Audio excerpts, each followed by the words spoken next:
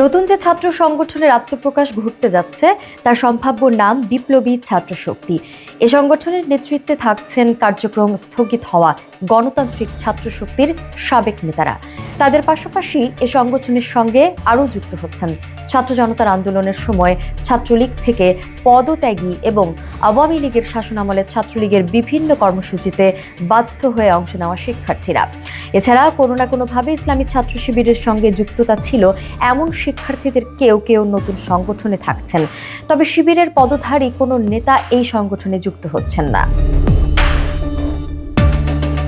গণ অভ্যুত্থানের সময় বৈষম্য বিরোধী ছাত্র আন্দোলনের সামনের সারির সমন্বয়কদের বড় অংশই ছিলেন গণতান্ত্রিক ছাত্র শক্তির নেতা।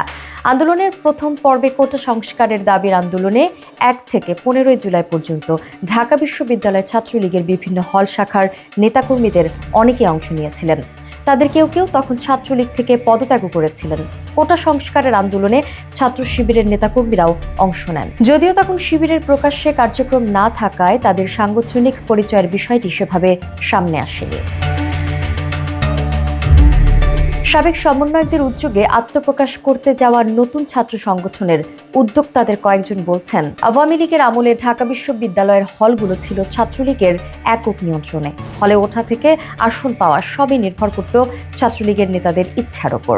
হলে থাকতে হলে ছাত্রলীগের কর্মসূচিতে অংশ নেওয়া ছিল বাধ্যতামূলক। এ পরিস্থিতিতে অনেক শিক্ষার্থী বাধ্য হয়ে মিছিল সমাবেশ সহ ছাত্রলীগের বিভিন্ন কর্মসূচিতে অংশ নিয়েছেন।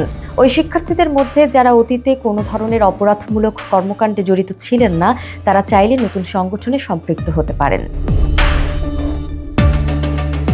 এক্ষেত্রে উদাহরণ হিসেবে মাস্টারদা সূর্য সেন হলের আবাসিক শিক্ষার্থী আশিকুর রহমান ওরফে জিমের কথা বলেছেন ওই উদ্যোক্তারা। আশিকুর ছাত্রলীগের সূর্য সেন হল শাখা কার্যনির্বাহী কমিটির সদস্য ছিলেন। কোটা সংস্কারের আন্দোলনে সমর্থন জানিয়ে তিনি প্রথম ছাত্রলীগ থেকে পদত্যাগ করেছিলেন। পরে আশিকুরের মতো অনেকে আন্দোলনে সমর্থন দিয়ে তখন ছাত্রলীগের পদ ছেড়েছিলেন। ঢাকা বিশ্ববিদ্যালয়ের বিভিন্ন পর্যায়ের কমিটি থেকে পদত্যাগ করা নেতার সংখ্যা 2 শতাধিক হবে।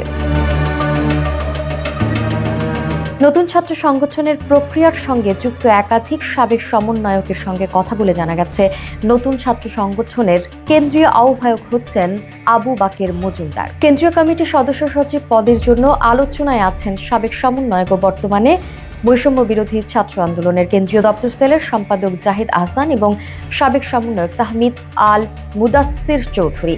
তারা দুজনই ঢাকা বিশ্ববিদ্যালয়ের 2018-19 শিক্ষাবর্ষের শিক্ষার্থী। সদস্য সচিবের পদে শেষ পর্যন্ত কে আসছেন এখনো সেই সিদ্ধান্ত চূড়ান্ত হয়নি। নতুন সংগঠনের মুখপাত্র পদের জন্য আলোচনায় আছেন আশরেফা খাতুন ও রাফিয়া রেহনুমা রিদি। তারাও গণতান্ত্রিক ছাত্র শক্তির সঙ্গে যুক্ত ছিলেন। নতুন ছাত্র সংগঠনের উদ্যোক্তারা জানান, সংগঠনের ঢাকা বিশ্ববিদ্যালয় শাখার আহ্বায়ক হিসেবে বৈষম্য বিরোধী ছাত্র আন্দোলনের সাবেক সমন্বয়ক আব্দুল কাদেরের দায়িত্বে নেয়ার বিষয়টি অনেকটাই নিশ্চিত। বৈষম্য বিরোধী ছাত্র আন্দোলনের সময় 9 দফা কর্মসূচি ঘোষণা করে আলোচনায় এসেছিলেন কাদের।